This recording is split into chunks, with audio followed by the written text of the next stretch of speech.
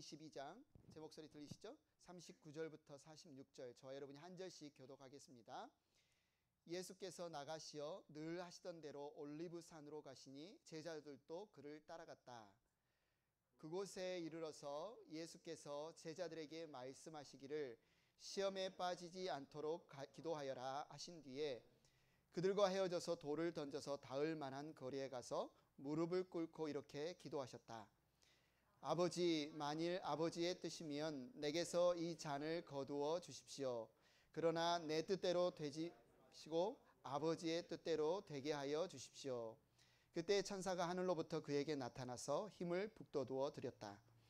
예수께서 고뇌에 차서 더욱 간절히 기도하시니 땀이 핏방울이 되어서 땅에 떨어졌다. 기도를 마치고 일어나 제자들에게로 와서 보시니 그들이 슬픔에 지쳐서 잠들어 있었다. 그래서 그들에게 말씀하셨다. 왜들 자고 있느냐? 시험에 빠지지 않도록 일어나서 기도하여라. 아멘. 자리에 앉으시기 바랍니다. 감사합니다. 땡큐. 지난 한 주 평안하셨나요? 여러분이 아시다시피 저는 좋은 곳에 다녀왔습니다. 예, 사진을 보시면 아시는 것처럼 참 오랜만에 산에 갔더니 너무 풍경도 아름답고 너무 좋더라고요. 예, 죄송합니다. 저만 간 건 아니지만 우리 청년들하고 다녀왔지만 공기부터 다르고 너무 좋아서 다음에 우리 집사님들 성도님들하고 한번 기도하러 오면 좋겠다. 이곳에 와서 같이 찬양하고 기도하고 예배드리고 하니까 한국에 제가 청년 시절에 여러분도 아마 그러셨겠지만 금요일마다 산에 있는 저는 이제 광주에 살았으니까 무등산에 헐몬 수양관이라는 기도원이 있었거든요. 그곳에 가서 청년들하고 같이 기도하던 생각이 나더라고요. 아마 여러분들도 한국에 계실 때 기도원에 가셔서 신앙생활 하셨던 분들은 기도 많이 하셨을 거예요. 그때 가졌던 좋은 추억들도 있고 그때 하나님이 주셨던 많은 은혜들도 있고 막 그립고 생각나고 그러실 것 같아요. 예수님은 33년의 생애를 오직 십자가를 지시기 위해서 걸어오셨죠. 그리고 그 십자가가 이제 오늘 밤이 지나면 내일 이제 십자가를 져야 될 그날 밤, 바로 전날 밤 겟세마네 동산에서 이제 기도하십니다. 어쩌면 예수님께서 지금까지 쭉 걸어오셨던 그 걸음들은 주님이 기도하셨던 기도의 열매, 기도의 승리라고 볼 수 있는데 그 주님께서 쭉 기도해 오셨던 기도하는 삶 가운데에서도 오늘 이 밤이 어쩌면 가장 치열한 기도의 영적 시름이 있는 밤이라고 할 수 있습니다. 예수님에게 기도가 하나님의 말씀, 하나님의 뜻을 받아들이는 양식을 먹는 시간이었다면 저와 여러분에게도 기도는 뭐예요? 이 하나님의 뜻을 우리의 것으로 우리의 힘으로 받아들일 수 있는 어쩌면 의무이자 특권일 수 있습니다. 오늘 본문에 예수님께서 올리브산 겟세마네 동산에서 제자들에게 이렇게 말씀하십니다. 왜들 자고 있느냐? 왜들 자고 있느냐? 시험에 빠지지 않도록 일어나서 기도하여라. 어쩌면 지금 우리에게 주시는 말씀이 아닐까요? 우리가 많이 피곤하잖아요. 우리가 어쩌면 기도하는 시간들을 많이 잃어버리거나 줄이거나 아니면 기도 열심히 하시는 분도 있지만 더 열심히 더 간절히 좀 풍성한 기도 생활을 하고 싶다. 이런 생각을 우리가 많이 하고 있는데 주님이 우리에게 말씀하세요. 왜들 자고 있느냐? 시험에 빠지지 않도록 일어나서 기도하여라. 우리가 주님의 기도의 본을 통해서 우리는 그럼 어떻게 기도할 수 있을까? 우리가 기도를 회복해야 될 모습이 어떤 모습일까? 한번 살펴보도록 하겠습니다. 행복한 교회 가족 여러분, 오늘 이 말씀을 통해서 우리에게 기도가 습관이 되었으면 좋겠습니다. 기도가 우리의 습관이 되었으면 좋겠다. 오늘 보면 39절을 보십시오. 예수께서 나가시어 늘 하시던 대로 올리브산으로 가시니 제자들도 그를 따라갔다. 늘 하시던 대로. 이 말이 무슨 말이냐면 예수님이 습관처럼 늘 기도가 일상생활이 되셨다는 말이죠. 이날 밤 어떤 일이 있었습니까? 우리가 지난주 계속 말씀을 쭉 살펴봤지만 낮에는 성전에서 예수님이 말씀을 가르치세요. 정말 좋은 청중들만 있는 게 아니잖아요. 대제사장들, 율법학자들, 사두개인들 와가지고 계속 괴롭힙니다. 계속 트집 잡습니다. 계속 책 잡기 위해서 예수님께서 스트레스를 줍니다. 그날 밤 제자들을 모아놓고 만찬을 벌이셨어요. 만찬을 먹으실 뿐만 아니라 허리에 수건을 동이시고 제자들의 발을 씻기셨어요. 얼마나 피곤하셨을까요? 얼마나 지치셨을까요?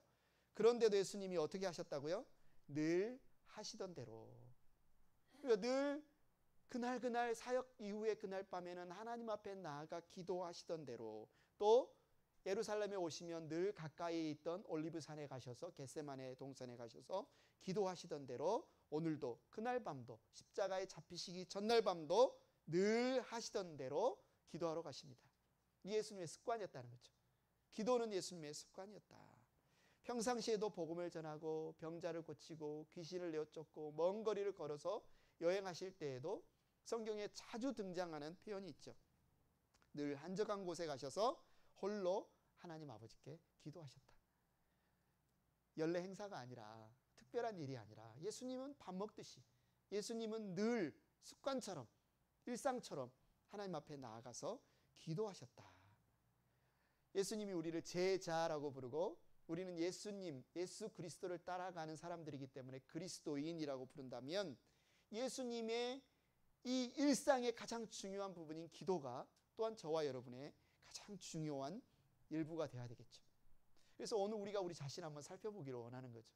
예수님이 그렇게 바쁘셨어도, 그렇게 힘드셨어도, 그렇게 지치셨어도 늘 하시던 대로 습관처럼 하나님 앞에 나아가 기도했다면 우리의 삶에 있어서도 기도는 너무너무 중요한 것이다.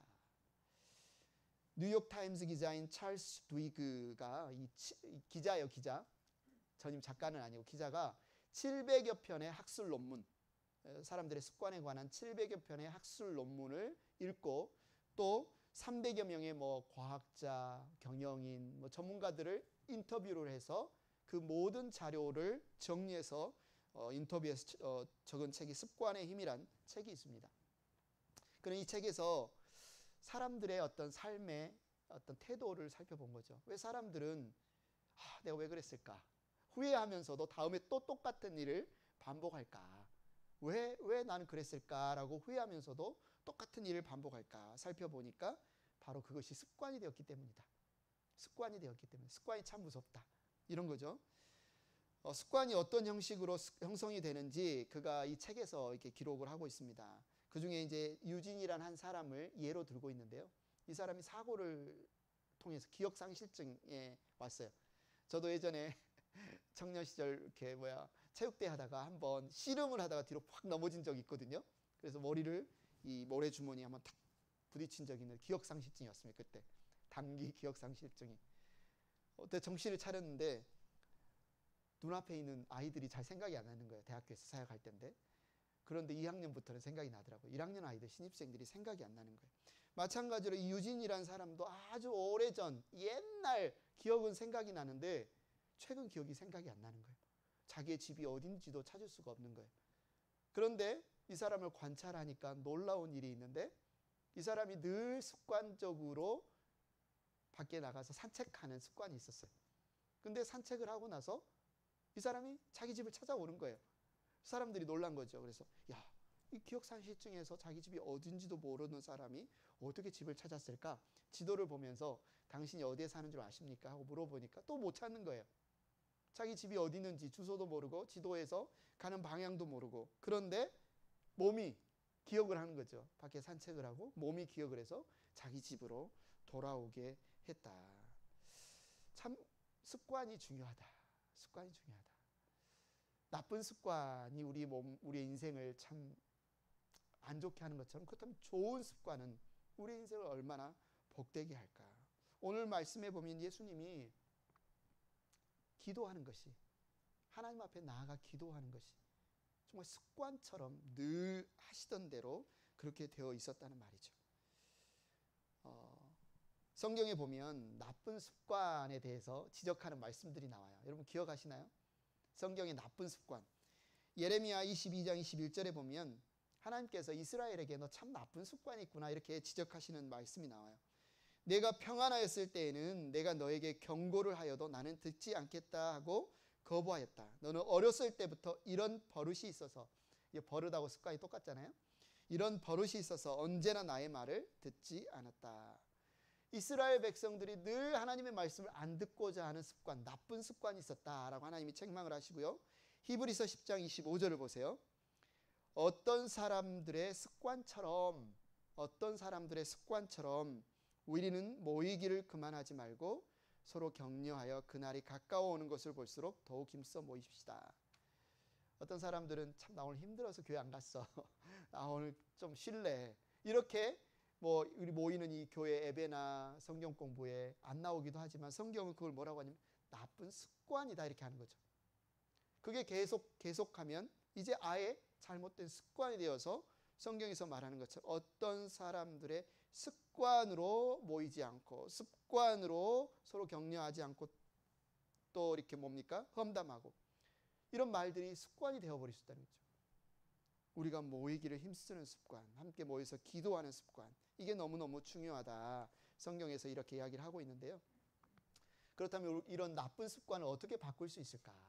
나쁜 습관. 그 나쁜 습관을 좋은 습관을 길들임으로써 이 나쁜 습관을 바꿀 수 있다. 이런 책에서 이런 말을 하는데요. 오늘 예수님에 있어서 기도는 한마디로 습관과 같았다는 거죠. 늘 하시던 대로, 늘 하시던 대로. 그래서 오늘 밤도 어쩌면 특별한 날이잖아요. 내일은 어마어마한 일이 생기잖아요. 그날 밤에 잡혀가서 매 맞고 그 다음 날에 십자가에 못 박히고 하나님의 저주를 받고 죽임을 당하신 그 전날이잖아요. 그런데도 예수님은 평상시처럼 늘 하시던 대로 어떻게 해요? 제자들에게 기도하는 본을 보이십니다. 하나님 앞에 기도하는 본을 보이세요. 그러면서 뭐라고 당부합니까? 시험에 빠지지 않도록 기도하여라. 시험에 빠지지 않도록 너희도 기도하는 삶, 기도하는 습관을 가져라. 우리에게 있어서 예수님이 잡히시기 전날 밤 우리에게 주신 가장 어쩌면 강력한 권면이라고 할 수 있는 것이 너희가 시험에 빠지지 않도록 기도하는 좋은 습관을 가지라. 우리에게 있어서 꼭 갖고 싶은 습관이 있다면 기도하는 습관이 있었으면 좋겠다. 무엇을 하든지 언제든지 어떤 상황이든지. 여러분 오늘 아침에 일하러 나가시기 전에 기도하셨나요? 여러분 어제 잠들기 전에 기도하셨나요? 여러분 식사하시기 전에 기도하시죠.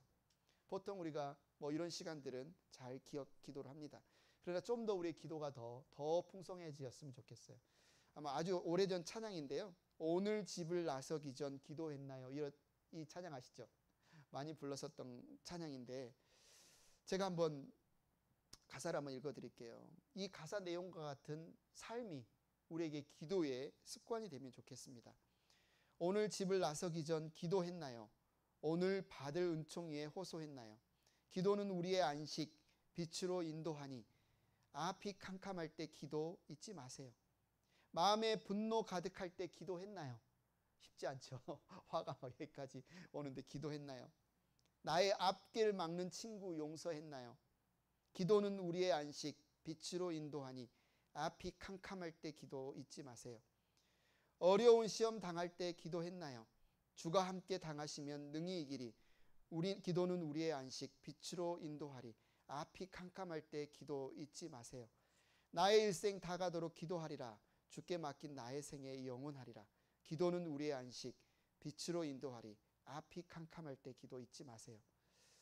우리가 아침에 일어날 때, 저녁에 잠들 때, 식사할 때, 아니면 큰 일이 있을 때뿐만 아니라 정말 이 가사의 내용처럼 기쁠 때나 아니면 화날 때나 힘들 때나 시험 당할 때나 정말 순간순간 우리 앞에 계신 주님과 동행하면서 그분께 묻고 기도하는 삶을 살 수 있다면 얼마나 좋을까요?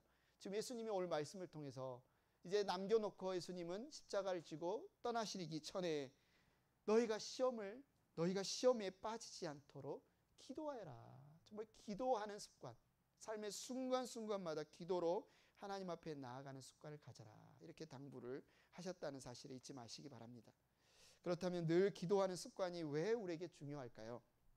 행복한 교회 가족 여러분, 시험에 빠지지 않도록 기도하시기 바랍니다. 우리 주님이 시험에 빠지지 않도록 기도하라. 지금 제자들과 함께 올리브산 겟세마네 동산, 기름을 짜는 틀이라는 이름을 가진 그 겟세마네 동산에 가셔서 예수님이 제자들에게 딱 한마디를 던지시는데 시험에 빠지지 않도록 기도하여라. 이렇게 말씀을 하시는 거죠.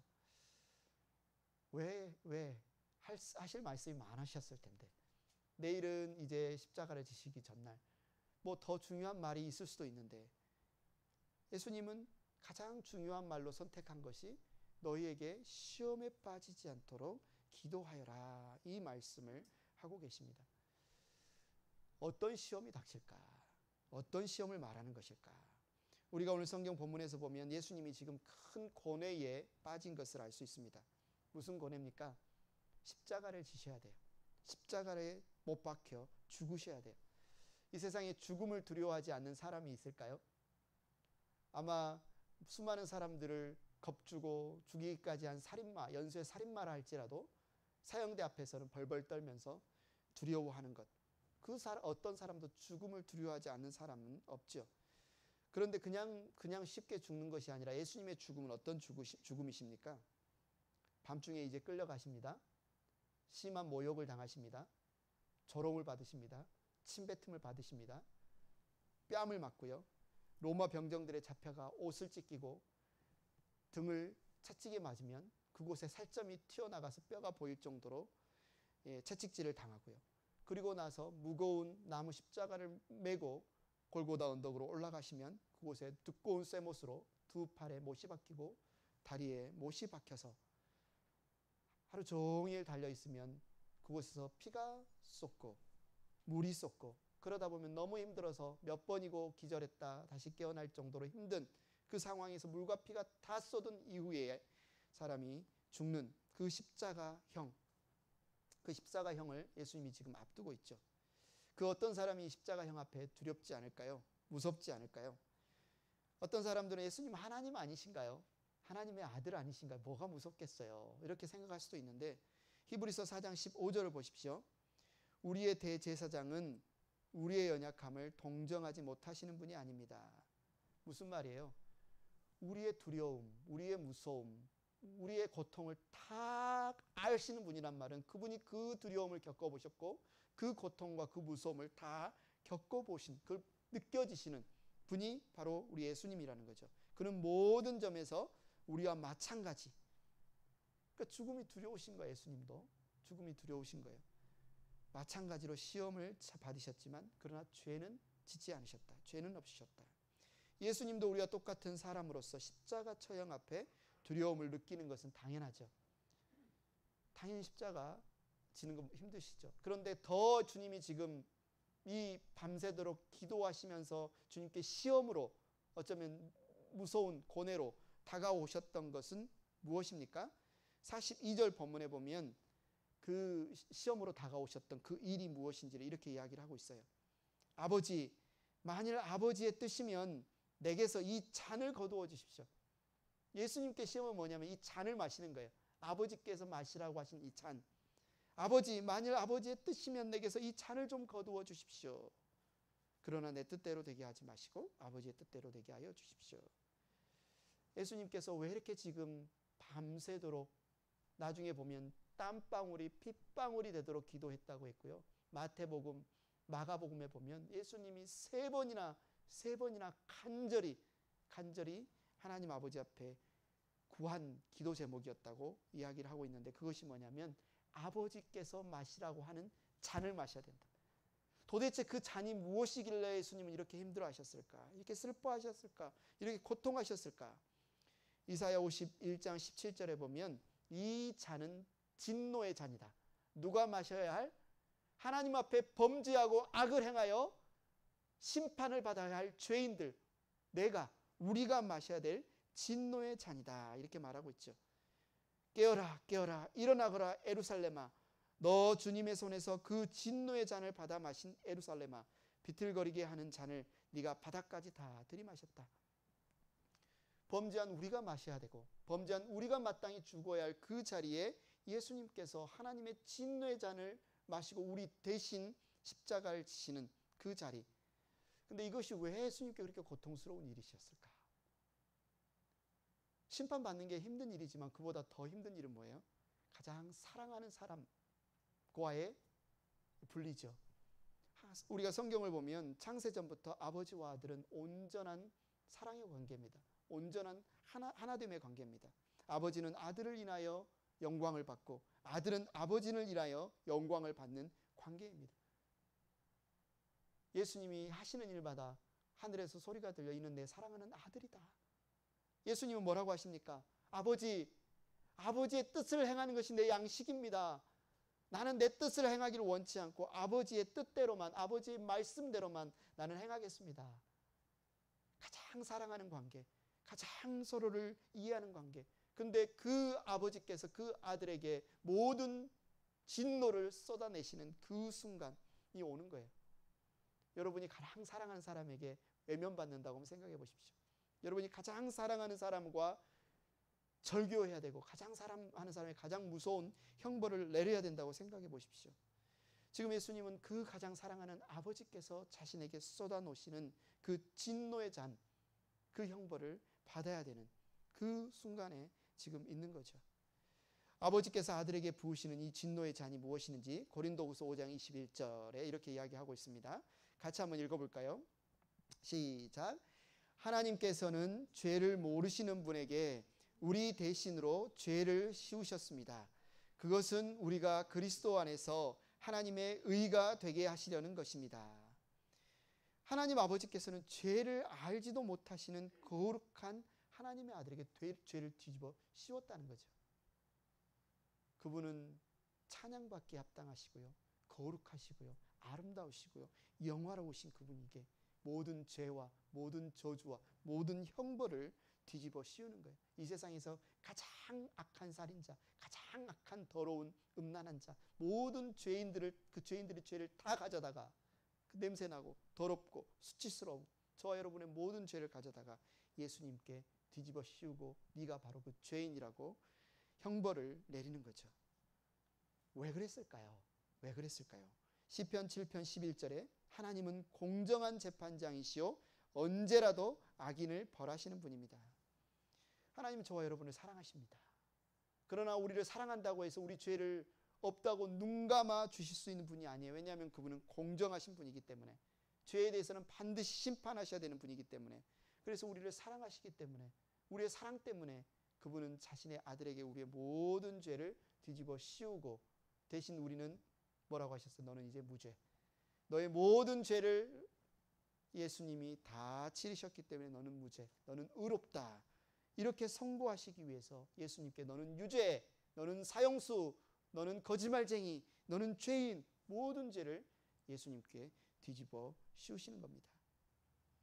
예수님이 아버지를 사랑하는 만큼, 예수님과 아버지가 관계가 너무너무 가깝고 너무너무 온전하고 연합이 하나 된 만큼 지금 아버지가 주시는 그 잔을 마시기 힘들고 두렵고 슬픈 잔이었습니다. 그래서 예수님이 지금 힘든 거예요. 그래서 지금 이 밤에 고뇌하시는 겁니다. 제자들에게 뭐라고 했습니까? 내가 고민이 되어서 심히 죽을 지경이다. 내가 고민이 되어서 심히 죽을 지경이다. 나를 위해서 좀 기도해 주라. 너희도 깨어서 나를 위해서 좀 기도해 주라. 내가 심히 고민이 되어서 죽을 지경이다. 예수님이 지금 뭐라고 기도하십니까? 아버지의 뜻이 무엇인지 압니다. 이 잔을 마시는 것이 아버지의 뜻인 줄 압니다. 하지만 하실 수만 있다면 이 잔을 좀 내게서 옮겨주십시오. 마가복음 14장 36절에는요. 아버지를 뭐라고 부르는지 아세요? 아빠, 아버지께서 모든 일을 하실 수 있사오니 아빠라고 부르고 있어요. 여러분의 자녀들이, 여러분의 어린 자녀들이 여러분께 아빠라고 불렀듯이 아빠, 그렇게 친밀하게 정말 의심 없이 정말 그 자녀가 아들이 딸이 아빠 앞에 달려가서 아빠 도와주세요. 아빠. 지금 예수님께서 아버지께서는 모든 일을 하실 수 있사오니 내게서 이 잔을 거두어 주십시오. 어린아이와 같이 매달리고 있어요. 아버지는 무엇이든지 할 수 있잖아요. 아버지 하실 수만 있다면 이 잔을 내게서 거두어 주십시오. 그러나 아버지 내 뜻대로 하지 마시고 아버지의 뜻대로 해 주십시오. 아버지의 뜻이면 저는 신뢰합니다. 아버지의 뜻이 이루어지기를 원합니다. 내가 정말 무섭고 힘들고 두렵고 고통스럽고 심히 고민이 되어 죽을 것 같지만 아버지의 뜻이 내 진노의 잔을, 내가 진노의 잔을 마시는 것이라면 제가 마시겠습니다. 이렇게 기도를 끝맺는 거죠. 오늘 성경 본문에서는 한 단락으로 딱 나와 있어요. 그죠? 뭐라고 나와 있습니까? 아버지, 만일 아버지의 뜻이면 내게서 이 잔을 거두어 주십시오. 그러나 내 뜻대로 되게 하지 마시고 아버지의 뜻대로 되게 하여 주십시오. 아멘. 예수님 기도하러 가셔가지고 이 딱 한마디 하고 끝나셨을까요? 그렇게 쉽게 이 대답이 나오셨을까요? 44절을 보십시오. 예수께서 고뇌에 차서 더욱 간절히 기도하시니 땀이 핏방울이 되어서 땅에 떨어졌다. 우리가 기도할 때 간절히 기도해야 합니다. 예수님이 간절히 기도하셨어요. 고뇌에 차서 더욱 간절히 기도하셨다. 정말 짧은 문장이잖아요. 고뇌에 차서 더욱 간절히.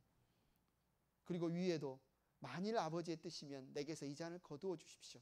그러나 내 뜻대로 되게 하지 마시고 아버지의 뜻대로 되게 해주십시오. 두 문장이잖아요. 그런데 이 두 문장의 고백이 나오기까지 그 밤에 예수님께서 기도하셨던 모습을 본다면 여러분은 정말 눈물이 나올 거예요. 너무 충격적이어서. 예수님 이름으로 기도합니다 하면 이렇게 기도하신 게 아니라고요. 지금 하나님 그렇게 해주세요 아멘 하고 기도하신 게 아니라고요. 다른 본문에 보면 머리를 땅에 밟고 머리를 이 땅바닥에 들이밀고 통곡하며 온몸으로 밤새도록 씨름하며 기도하셨어요. 부르짖으며 기도하셨어요. 땀방울이 핏방울이 되도록 기도하셨어요. 온몸에서 땀이 촉촉이 적셔지는 뿐만 아니라 너무너무 힘들면 뚝뚝뚝뚝 떨어지듯이 하늘에서 소나기가 떨어지듯이 여기에 칼에 찔리며 핏방울이 뚝뚝 떨어지듯이 얼마나 하나님 앞에 간절히 고뇌에 차서 기도했으면 온몸에서 땀방울이 핏방울처럼 뚝뚝뚝뚝 굵게 흘러나오듯이 전쟁터에서 칼에 맞으면 피가 철철 흘러나오듯이 예수님께서 그렇게 기도했다고요. 히브리서 5장 7절을 보세요. 예수님이 겟세마네 동산에서 기도하시는 모습을 이렇게 설명하고 있습니다. 예수께서 육신으로 세상에 계실 때 자기를 죽음에서 구원하실 수 있는 분께 큰 부르짖음과 많은 눈물로 예수님께서 그냥 온화한 미소로 기도하신 게 아니라 소리를 지르시며 통곡하시며 울부짖으시며 기도하셨다고요. 기도와 탄원을 올리셨습니다. 하나님께서는 예수님의 경외심을 보시고서 그 간구를 들어주셨습니다. 2000년 전 어느 날 올리브산 겟세마네 동산에서 홀로 온몸에서 땀을 흘리고 울부짖으며 통곡하며 기도하시는 예수님, 엎드렸다 앉았다 일어섰다 너무 힘들어서 제자들에게 야 너희 자지 마라 나랑 같이 좀 깨워서 기도해주면 안 되겠니? 세 번이나 왔다 갔다 하시면서 하나님 앞에 이 잔을 주님 하실 수만 있으면 이 잔을 좀 피하게 해주세요. 그러나 아버지 뜻대로 해주세요. 여러분 우리의 죄의 깊이가 이 정도예요. 예수님께서 우리를 무죄 선고 내리시기 위해서, 예수님께서 우리를 지옥 보내지 않고 예수님께서 우리를 살리시기 위해서, 예수님께서 우리에게 새 생명을 주시기 위해서, 예수님께서 우리에게 사람다운 삶을 살게 하시기 위해서 그날 밤에 무슨 일을 하셨어요? 통곡을 하시며 씨름을 하시며 고뇌에 차서 포기하지 않고 기도하셨다고요.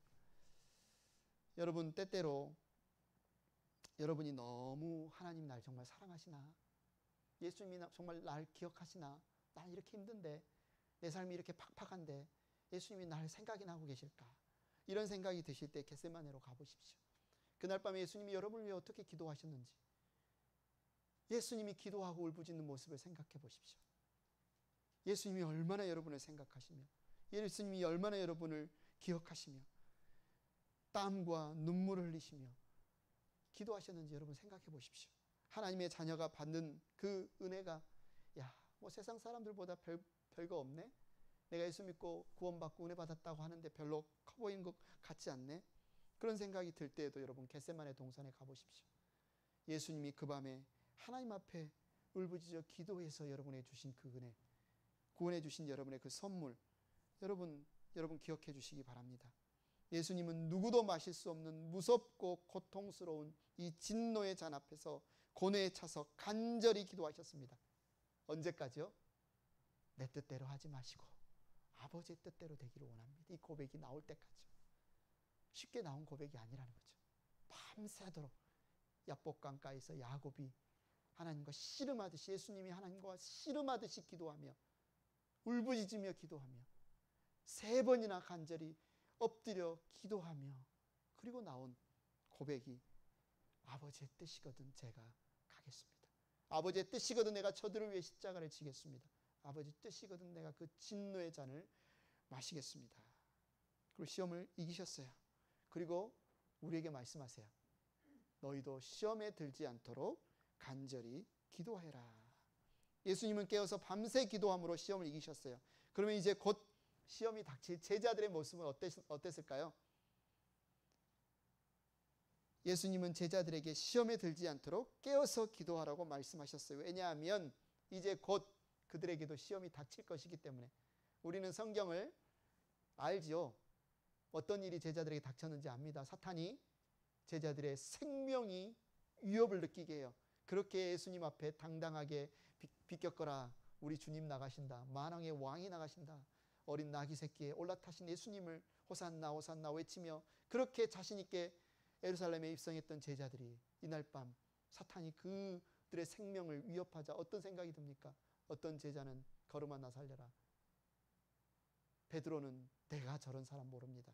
내가 저런 사람 모릅니다. 3번이나 스승을 부인하는 이런 시험이 닥칠 텐데, 이런 시험이 지금 닥칠 텐데 너희가 믿음에서 떨어지지 않기 위해서 깨어 있어라. 시험에 빠지지 않도록 기도해라. 그런데 와서 예수님이 보니 지금 어떤 모습입니까? 45절에 기도를 마치고 일어나 제자들에게로 와서 보시니 그들이 슬픔에 지쳐서 잠들어 있었다. 가끔씩 제자들의 모습을 보면 어때요? 참 예수님이 가까이서 본 제자라는 사람들 참 한심하다. 때때로 이해가 되지 않을 때도 있죠. 야, 잠이 올까? 이런 상황에 도대체 잠이 올까?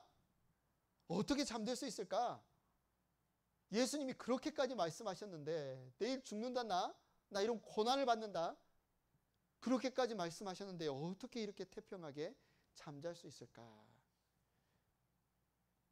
왜들 자고 있느냐? 왜들 자고 있느냐? 시험에 빠지지 않도록 일어나서 기도하여라. 야, 너희들 지금 자고 있을 때가 아니다. 지금 너희가 지금 어떤 상황인지 아느냐? 이 상황의 심각성을 너희는 지금 모르느냐? 예수님이 지금 이렇게 말하는 거죠. 마태복음과 마가복음에 보면 그들이 왜 잠들었는지 오늘 우리 누가복음에서는 슬픔에 지쳐서 사람이 너무 슬퍼도 잠이 들기는 해요. 슬픔에 지쳐서. 근데 마가복음과 마태복음에는 마태복음 26장 43절을 볼까요? 예수께서 다시 와서 보시니 그들은 자고 있었다. 그들은 너무 졸려서 눈을 뜰 수 없었던 것이다. 너무 졸려서 상황이 긴박하고 상황이 급박한데 너무 졸려서 우리 모습 같죠? 우리 모습 같지 않습니까? 기도하고 싶은데 정말 열심히 주님 따라가고 싶은데 그래서 예수님이 뭐라고 말씀하세요? 제자들에게 시험에 빠지지 않도록 깨어서 기도하여라. 마음은 원하지만 육신이 약하구나. 마음은 원하지만 육신이 약하구나. 제자들 흉볼 일이 아니죠. 우리의 모습도 얼마나 연약할 때가 많은지 모릅니다. 우리 앞에 수많은 시험이 있습니다. 예수님 뭐라고 말씀하십니까? 사탄이 마귀가 우는 사자처럼 산길자를 찾아 두루 다닌다. 시시때때로 기회만 있으면 우리를 넘어뜨리려고 우리의 믿음을 훼손시키려고 하나님과 우리의 관계를 이간질하려고 어떻게든 게으르고 영적으로 나태하고 하나님 신뢰하지 않고 세상 향락과 세상 사랑에 빠져서 하나님과 멀리하게 하려고 기도의 습관이 아니라 세상 사랑의 습관 들이게 하려고 그렇게 호시탐탐 노리고 있는데 사자의 그 아가리 앞에서 입 앞에서 우리는 태평하게 찬다니까요. 제자들처럼 지금 곧 예수님을 잡으려는 자들이 쫓아오는데 제자들은 누워서 잔다니까요. 코 골면서. 근데 그게 제자들의 모습이 아니라 우리의 모습이다. 그런데 예수님께서 마태복음에 보면 그렇게 태평하게 자고 있는 제자들을 3번이나 깨우러 오셨어요. 3번이나. 자지마 지금 자고 있을 때가 아니야. 깨어서 기도해. 3번이나. 예수님이 좀 집요한 데가 있죠. 한 번, 2번 깨워서 그냥 자면 아유 피곤하나 보다. 그냥 자게 좀 놔두시지. 3번이나 와서 흔들어 깨우셨다고요. 야, 너희들 지금 잘 때가 아니야. 왜 그랬을까요? 기도해야 이길 수 있다는 거예요. 하나님을 의지해야, 깨어서 기도해야 이 시험에서 너희가 이길 수 있다. 지금은 아무리 피곤해도 지금 잠들 때가 아니다. 지금 아무리 피곤해도 지금 잘 때가 아니다. 깨어서 기도해라. 지금은 기도할 때다. 예수님이 그렇게 집요하게 제자들을 깨우시는 그 말씀이 지금 우리에게 하시는 말씀 아닐까요? 여러분, 기도의 사람 하면 떠오르는 여인이 있죠. 한나. 한나는 자녀가 없어서 하나님 앞에 사무엘상 1장 10절에 보면 한나는 괴로운 마음으로 주님께 나아가 흐느끼어 울면서 기도했다. 그의 고통과 그의 괴로움 가운데 하나님 앞에 나아가 흐느껴 울면서 기도할 때 엘리 제사장이 옆에서 보니 술 취한 거 아니야? 좀 술에 취해서 지금 술주정하는 거 아니야? 오해할 정도로 그녀는 하나님 앞에 그렇게 나아가 기도했어요. 안나 아시죠? 안나. 어린 예수님을 그가 과부가 되어서 몇 년 살지 않고 과부가 되어서 84살이 되도록 성전을 떠나지 않고 밤낮으로 금식하며 하나님이 약속하신 그 메시아가 오기를 기도했던 안나.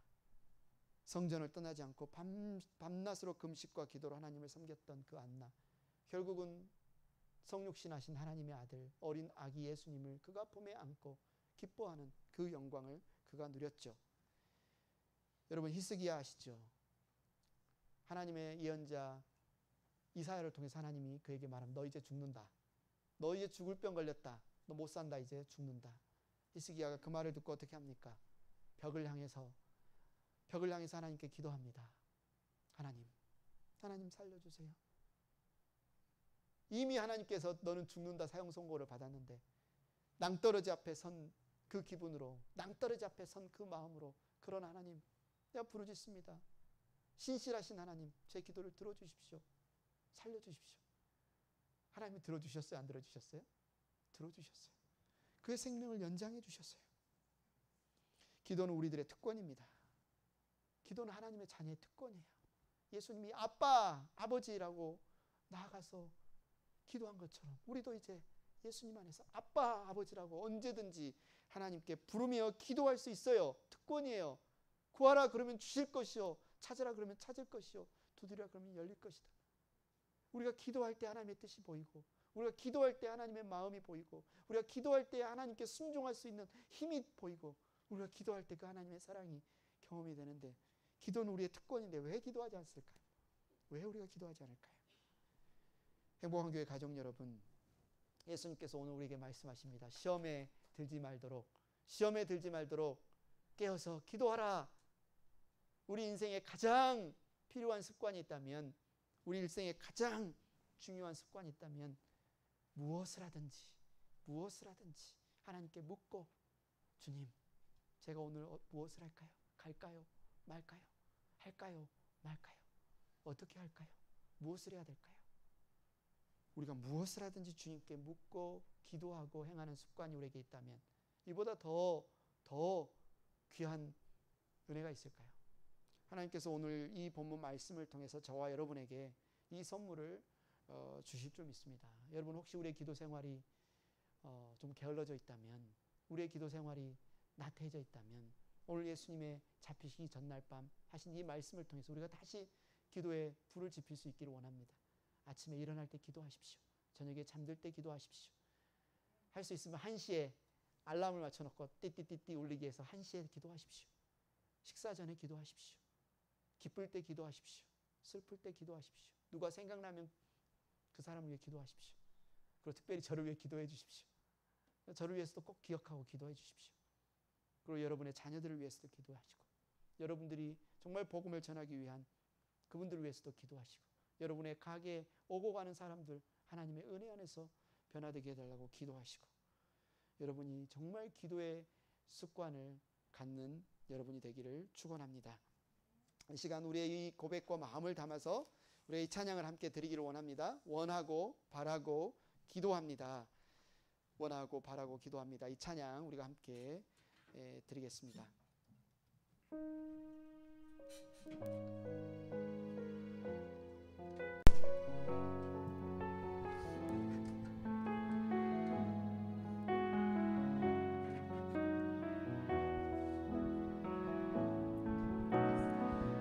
세상을 살아가는 동안에